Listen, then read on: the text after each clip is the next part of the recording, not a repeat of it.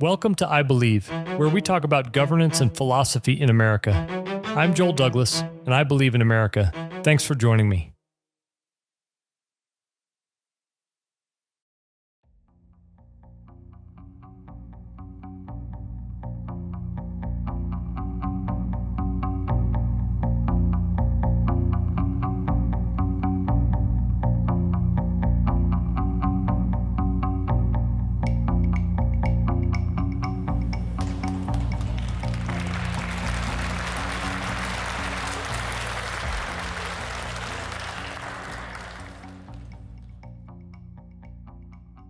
This story is true, except for the parts with the ghosts. Dim the lights. Prologue. London, December 1776. One lone leaf on the London plain outside the King's window trembles in the light breeze, like the whole city just let out a quiet breath. It had clung to its branch through the long autumn, through winds that had stripped its companions and sent them spinning across the grounds of Windsor Castle. But now, in the stillness of a December evening, with no wind at all to speak of, it fell. The branch did not shake. The leaf simply let go, as if it had finally grown too tired to hold on, and drifted downward through air that smelled of coal smoke and coming snow. It landed on the stones of the courtyard without a sound. A guardsman's boot crushed it a moment later. Unknowing, the groundskeeper would collect it soon enough. Inside the palace, candles burned against the early dark. Servants moved through corridors with the particular silence of those who have learned that kings prefer not to be reminded of their presence. Fires crackled in grates throughout the residence, and the smell of roasting meat drifted up from kitchens where cooks prepared for the Christmas feast. The king had already declared he would not attend. George William Frederick, by the grace of God, King of Great Britain, France, and Ireland, defender of the faith, sat alone in his private study. Most called him King George III. He was not yet 40. His hair had not gone white. His eyes had not drifted to that far-off place that later painters would catch. He blinked once, slow, like the weight of the crown had its own gravity. He was still a young king, or youngish. The rebellion in the American colonies had aged him in ways the mirrors had only begun to report. On the desk before him lay dispatches from America. He had read them twice already. He would read them again before bed. Again when he woke, again mid-morning, searching for the thing he could not find in them, an explanation, the reason, the sense of it all. The rebels would not break. This was the fact that he could not understand, would not. By every measure that mattered, this rebellion should be over. The Continental Army had been driven from New York. Their capital had fallen. Their soldiers deserted by the hundreds, slipping away in the night to return to farms and families, to sanity, to submission. Washington's forces had dwindled to a ragged few thousand, starving and frozen on the Pennsylvania side of the Delaware River. And still they would not break. George set down the dispatch and walked to the window. The courtyard below lay empty, save for the guards at their posts, still as statues in the cold. Beyond the palace walls, London prepared for Christmas. He could not see the preparations from here, but he knew them well enough. The garlands and the wassail, the church bells and the charitable distributions, the goose being fattened in every household that could afford one, and many that could not. Christmas, the celebration of a child born in poverty who had somehow overthrown an empire. George did not make this connection consciously. It floated somewhere beneath the surface of his thoughts, unexamined. He touched the back of a couple of fingers against the glass. It was cold. On the other side of that glass, on the other side of an ocean, men wrapped their feet in rags, leaving bloody footprints in the snow. Men were choosing to freeze. Why? What word had reached them that could make men choose cold over comfort? He did not doubt the outcome of this rebellion. He had the strongest army and navy the world had ever seen. His generals would see to their submission. But didn't they understand what he offered? Order, protection, the steady hand of a crown that had outlasted plagues and pretenders, fires and mobs, a world where the rules did not change because a crowd felt hot blood in its throat. Obedience, in return. That was all. One plain word, and it was suddenly the only word nobody in America could stand to hear. He had read their pamphlets, their petitions. Liberty was a thing you could hold in your palm and keep clean, as if freedom without order could live out in the open without turning into smoke and shouting. He told himself they would come back. This rebellion was a fever, not a cause. Noise. A few men with printing presses and loud mouths. The larger crowd would quiet down the moment winter did its work, but right now, his eyes refocused from the daydream. The light grew dim.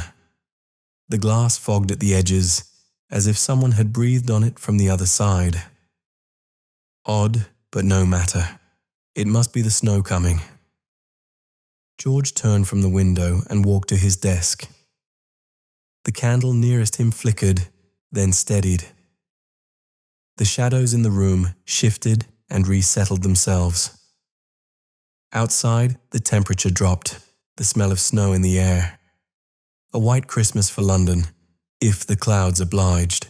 In the fireplace, a log cracked and sent up a shower of sparks. George watched them rise and wink, like small rebellions burning themselves to nothing against the indifferent air. The clock on the mantel struck 9. Somewhere beyond the walls, a watchman sang the hour into the cold. George gathered the dispatches. He placed them in the locked drawer where he kept such things, away from prying eyes and gossiping servants. He would read them again tomorrow. He would search once more for the explanation that was not in the dispatches. The king prepared for bed. His evening routine varied little from one night to the next. He allowed his valet to help him undress. He said his prayers, more habit than devotion. He climbed into the vast bed with its heavy curtains, warming pans, accumulated weight of royal tradition. He closed his eyes. His sleep came and went, shallow and troubled. George tossed in the darkness, talking in his sleep. Words that his attendants, just outside the door, could not quite make out. The fire burned low. The candles, one by one, became a trail of smoke.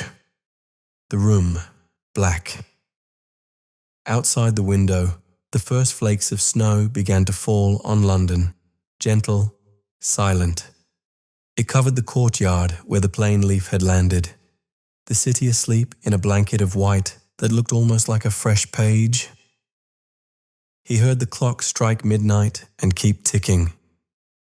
George, alone in his royal bed, surrounded by luxury and power that brought no comfort, found the wee small hours. The thin place where a man is neither awake nor asleep. Some time later, the room, which had been empty, was suddenly not. A voice spoke out of the dark as if it had been waiting for him.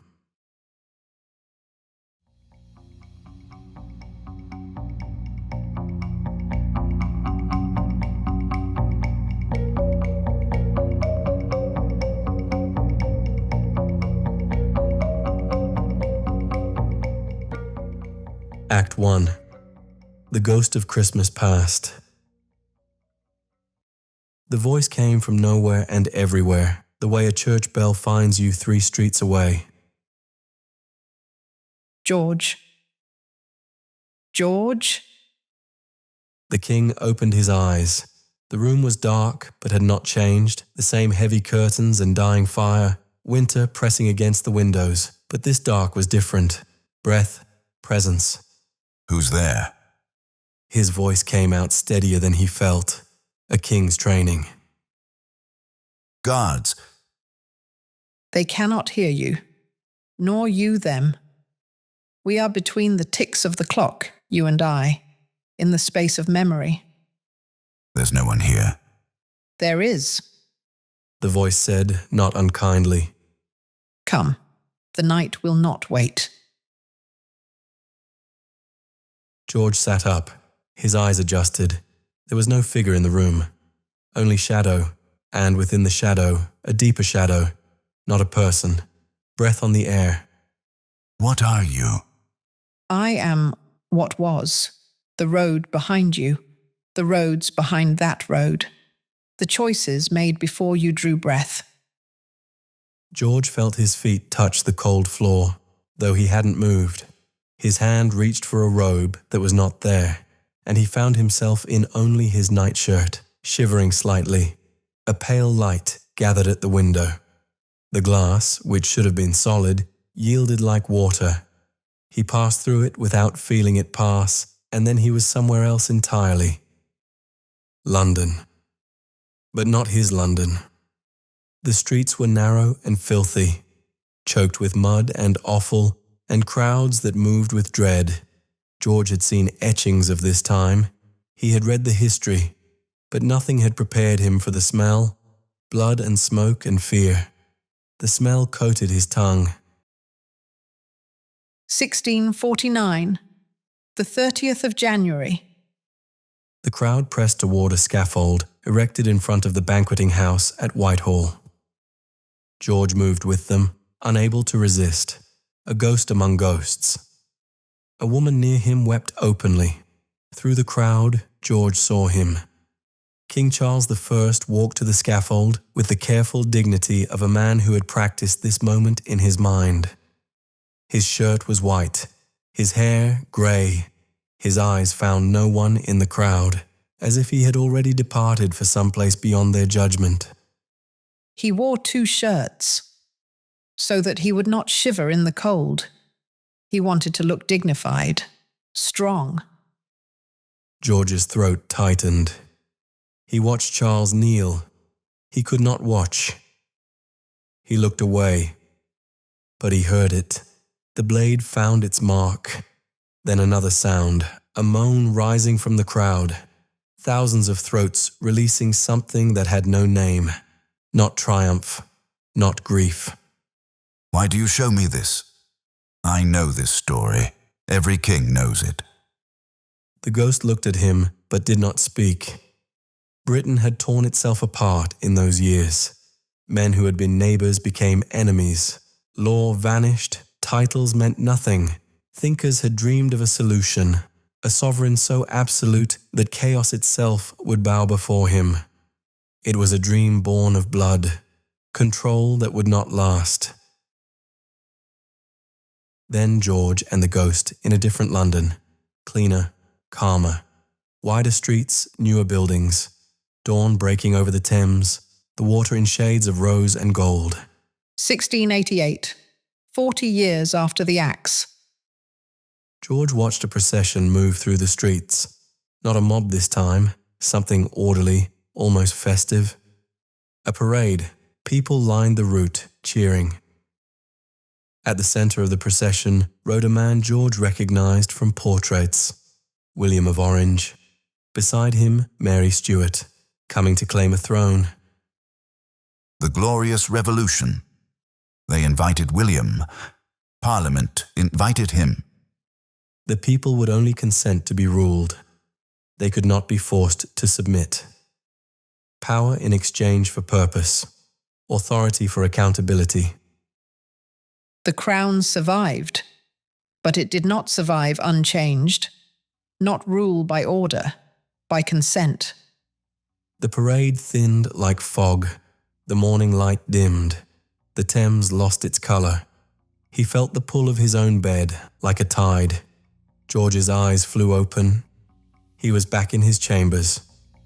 The candle on the table had blown out, though no window was open. George sat up and gripped the bedpost. Outside, the snow fell steady and silent. The clock struck 1.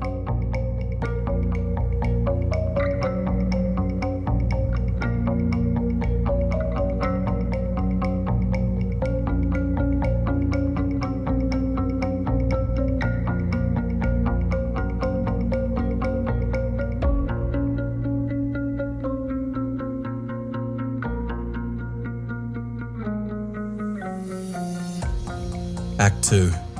The Ghost of Christmas Present. The fire had burned to ash. The room was cold in a way it hadn't been before, as if the servants had forgotten him entirely. George told himself it was a dream. It did not feel like a dream. He lit a candle. His hands were nearly steady now.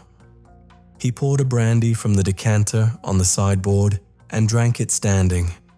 Then he poured another. The snow was heavier. It buried London beneath it. He watched it fall and told himself again it was a dream. The mind does strange things in the wee small hours. Fever, perhaps, or the dinner. The brandy warmed him. The candle, bright. The clock ticked on. He set down the glass and turned toward the bed. The sheets would be cold now, but he would sleep. Then wake. And it would be Christmas morning, and none of this would have... You might at least offer me one. George spun. A woman sat in the chair by the dead fire. She had not been there a moment before. She was there now. A brandy. It's cold where we're going. The door to the king's dressing room opened onto something that was not a room. George stood in the House of Commons. He knew this room, though he had never entered it as king. Convention forbade it, and he was nothing if not a man of convention. The galleries were full. The benches, packed, candles blazed in their sconces, the air thick with sweat and wool, and the peculiar smell of men who had been arguing for hours. A man stood at the center of the chamber, speaking. He was wigged but disheveled, his coat rumpled, his face flushed with conviction. His voice filled the room, not shouting, but somehow reaching every corner, the way a bell fills a church. A great empire and small minds do not go together. If we truly understood what we are stewards of, if we felt the weight of it, we would approach every decision about America with humility, with our hearts lifted up. We have been handed something extraordinary. We should act like men who know it. Who is this man? George asked, though he knew. He had read the speeches. He had dismissed them. Edmund Burke. Member for Bristol. He is arguing against the war. He has been arguing against the war for 2 years. Asking Parliament to see the colonists as Englishmen, defending the very liberties we claim to uphold. To understand that this fight cannot be won in any way that matters. In the face of the American rebellion, Burke sought to address the British government's missteps. He believed England should free the colonies to govern themselves. George watched Burke's face. He spoke like a man trying to stop a carriage from going over a cliff, knowing he could not. Our ancestors built this empire not by crushing other peoples, but by raising them up. We grew great by increasing the wealth, the population, the happiness of those we governed. That was the old way, the honourable way. When did we decide to abandon it? George looked at the benches. Some members listened. Many did not. Some whispered to each other. Some studied their papers. One man, near the back, had fallen asleep. He speaks well. He is wrong, but he speaks well. They will vote against him. They will vote to continue the war, to send more troops, more ships, more money. Some of them know he is right, but they will vote against him anyway. They would rather win the argument than be right. George knew the war would be won, and Britain would win it. The chamber dissolved. Then, cold. A cold beyond anything George had known. He stood on the banks of a river, black water sliding past, chunks of ice spinning in the current. The snow had stopped, but the wind had not. It cut through his nightshirt as if he wore nothing at all. Where is this? Pennsylvania, the Delaware River, Christmas Eve. Across the river, George could see fires, an encampment, rows of tents, though many sagged or had collapsed entirely. Figures moved between them, hunched against the cold. The Continental Army. What remains of it? They crossed the water without crossing it. One moment the riverbank, the next the camp itself. George walked among the soldiers, invisible, unheard. He had seen paintings of armies. He had reviewed his own troops, fine in their red coats and white breeches. This was something else. These men were ragged, starving. Some had shoes. Most did not. He saw feet wrapped in cloth, in sacking, in what looked like the remnants of a coat. He saw blood in the snow where men had walked. 9,000 began the summer. Fewer than 3,000 remain. The rest are dead, captured or deserted. Those who stayed have not been paid in months. Their enlistments expire in 6 days. Most will leave. The officers know this. The men know this. George stopped before a fire where a group of soldiers huddled. They were young, boys, some of them. They are beaten. Look at them. They are finished. The ghost said nothing. A commotion near the center of camp. George moved toward it and saw a man emerge from a tent. Tall, broad-shouldered, his face drawn with exhaustion. He recognized the face from dispatches, from sketches his ministers had shown him.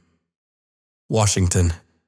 The general moved through the camp slowly, stopping to speak with soldiers. George could not hear the words, but he saw men straighten slightly as Washington passed. Not much.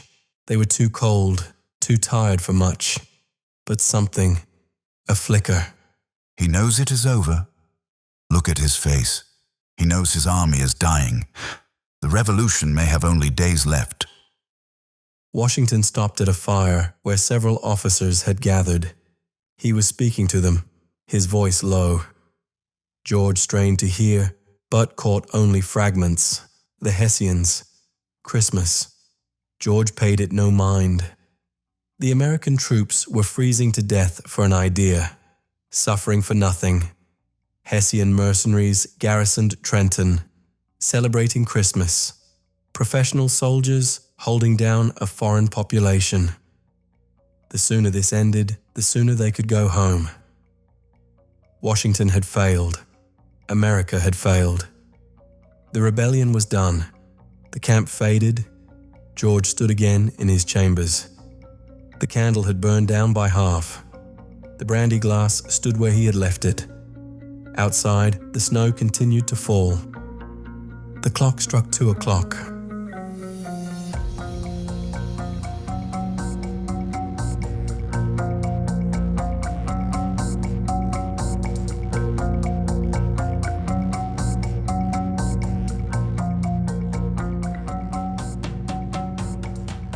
Act 3.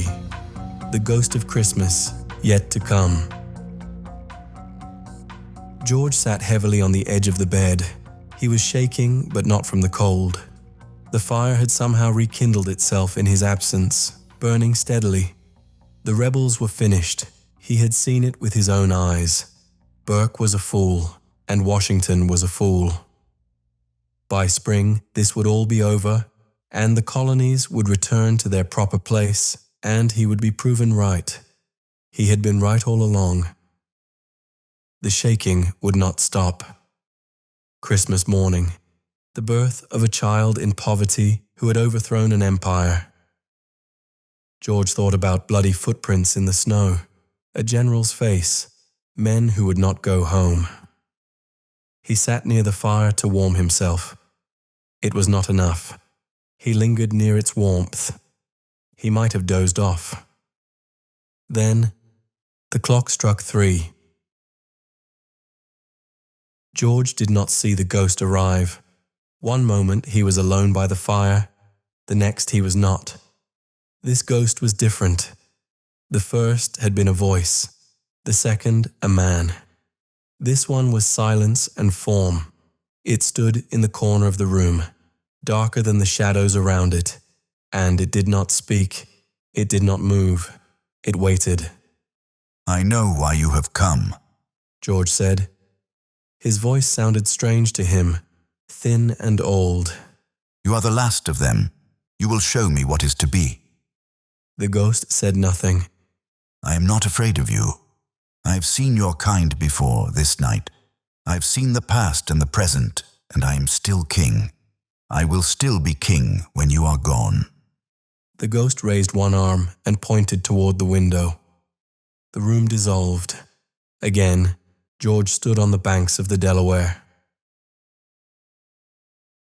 Christmas Day, the same river, black water, grinding ice. But hours had passed. The fires of the American camp were cold. The tents empty. The army vanished. No, not vanished. The men massed at river's edge. Hundreds of men in the darkness, barely visible, moving with a strange and terrible quiet.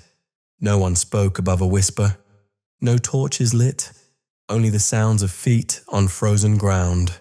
The creak of wooden boats dragged to the water. The low moan of wind across the river. A group of officers gathered near the boats. Washington stood at the center, his face unreadable in the darkness. Men fell in around him. A massive figure who must have weighed 20 stone, a young officer with a French accent, others whose names would mean nothing to him but would be carved in stone within a century. The river is worse than we thought, one officer said. The ice is moving. McConkey's ferry is the only viable crossing point. Ewing's men cannot cross at Trenton Ferry. Cadwallader is stuck at Bristol.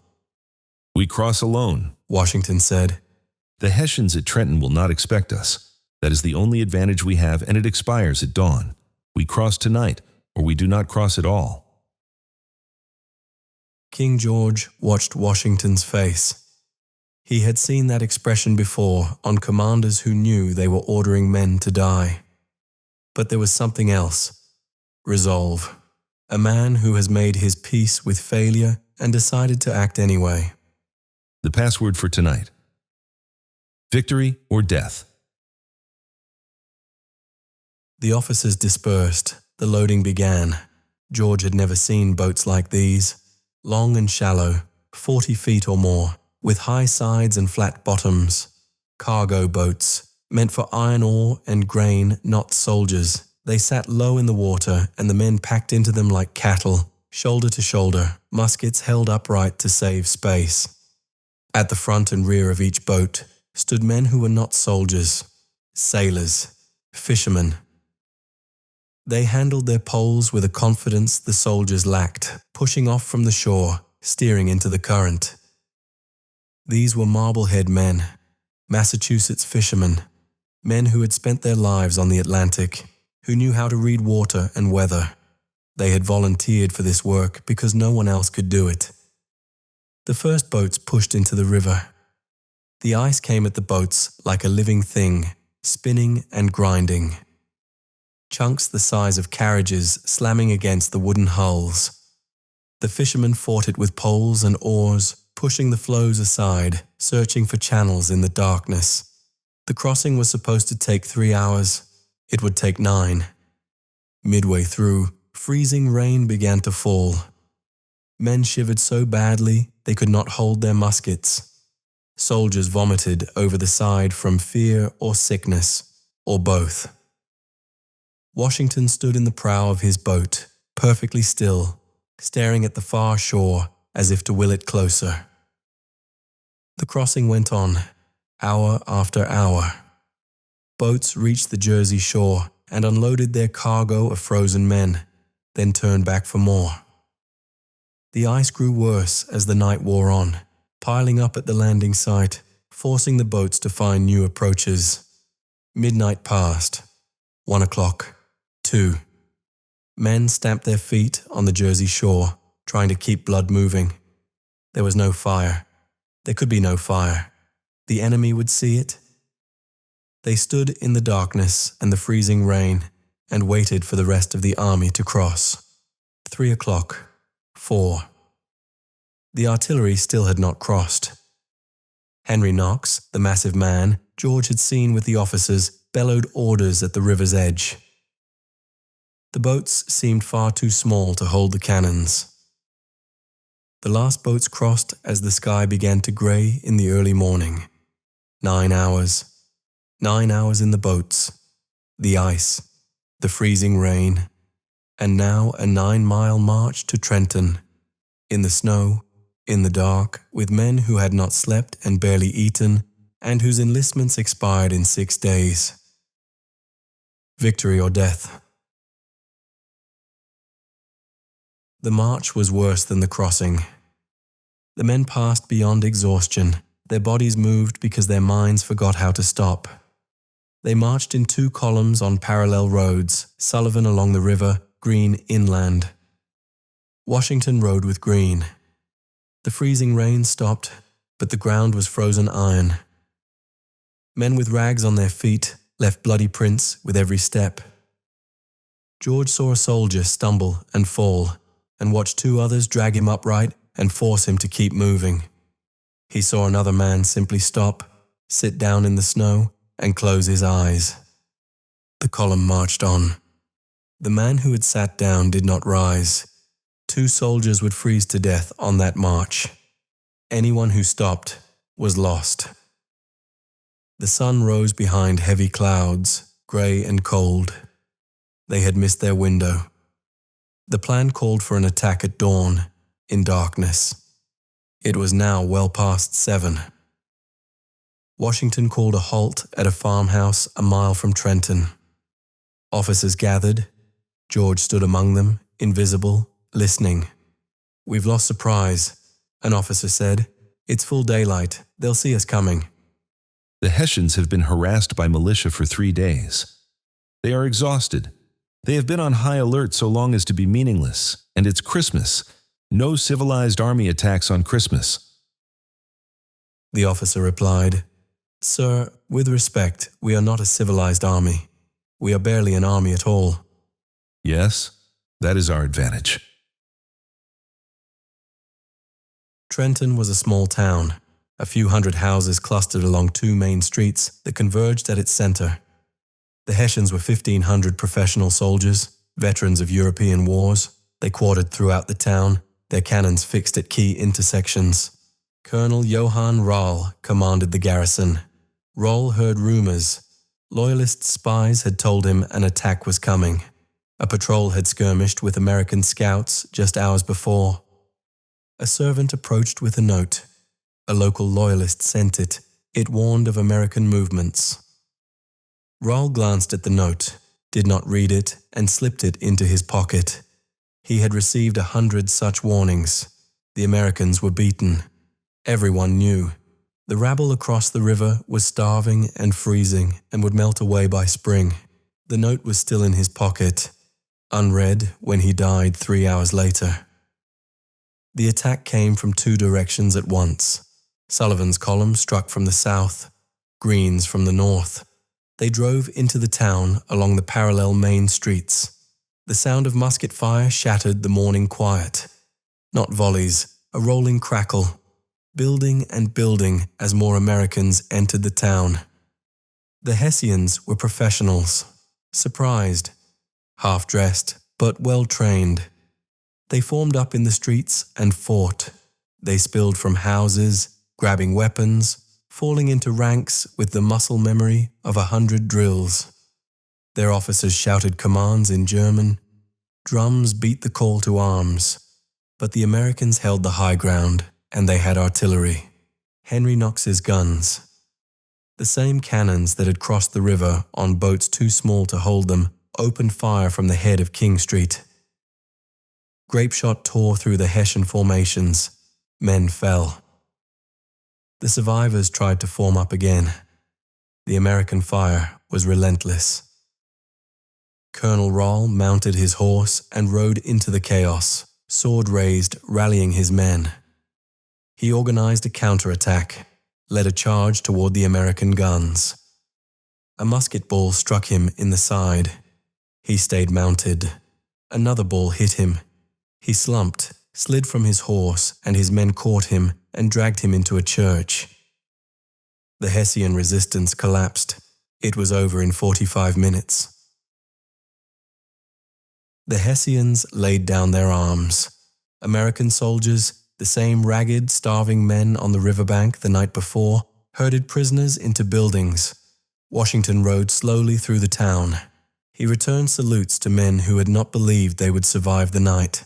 900 Hessians captured, 22 killed, 84 wounded, stores of food and weapons and ammunition seized, everything an army needed to survive. American casualties, 2 frozen on the march, a handful wounded, none killed in battle.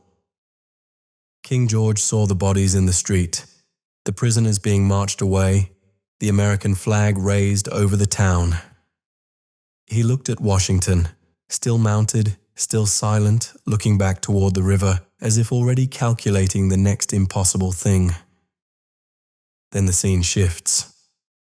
George sees the same army that had crossed the Delaware, now larger, reinforced, men re-enlist, new recruits arrive. The thing that had been dying somehow came back to life. More battles. Princeton, 8 days later, another American victory. The British withdraw from New Jersey. The war that should have ended in the winter of 1776 ground on through 1777, 1778, 1779. America refused to die. Stop. I do not wish to see any more. The ghost lowered its arm. The battles faded. The years folded in on themselves like paper. George stood again in his chambers, alone. The fire had become embers. The candle, a stub of wax. Outside, the snow had stopped. The first grey light of Christmas morning crept across London. He walked to the window. The London snow was white and perfect, a silent shroud. He saw his own reflection in the glass. He didn't see a king. He had been fighting an army, but Washington was leading a haunting. He could not kill an idea that was willing to freeze to death.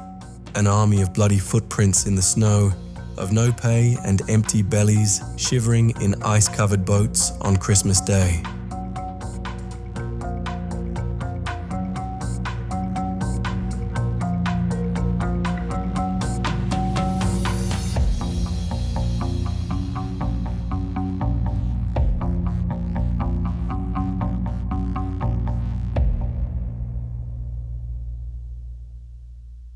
Act 4.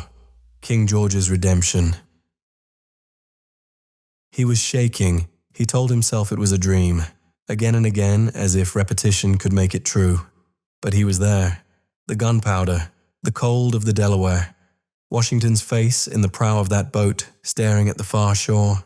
He dressed, attended Christmas services in the chapel, spoke to no one. He smiled when required, nodded when expected, returned to his chambers as soon as custom allowed. The dispatches took weeks to arrive. He waited. Every time a messenger arrived, his hands trembled until he saw the seal. When the news finally came of the impossible victory, it matched what he had seen. He read the dispatch 3 times. Then he locked it in the drawer with the others and sat very still for a long while. He told no one what he had dreamed. The war goes on. 7 years pass. But George cannot escape what he saw. The dispatches kept coming. Princeton, Saratoga, France enters the war, Yorktown. His certainty that Britain would stamp out this American rebellion eroded year by year. He distrusts his own mind. Did he see the future? Was it just a dream? How did he see the future? Then redemption. December 23rd, 1783. Annapolis. The war is over. Then America shocks him again. Washington resigns his commission. The American people loved him. He was a star. He didn't have to give up power. He could be king. The night before the ceremony, they threw him a party. Washington danced in every set so that the ladies might have the pleasure of dancing with him, or, as it has since been handsomely expressed, get a touch of him. Instead of claiming fame and power, Washington gave it back to the people. America would owe allegiance to no king, and George Washington believed in America. The very thing King George III believed impossible, that a man could choose to be less than he could be. for the sake of an idea larger than himself. There it was, King George's redemption. He understood at last what he was fighting. Not a rebellion, something new. An idea of Washington choosing to give power back to the people. King George said, if he does that, he will be the greatest man in the world. Curtain. Lights.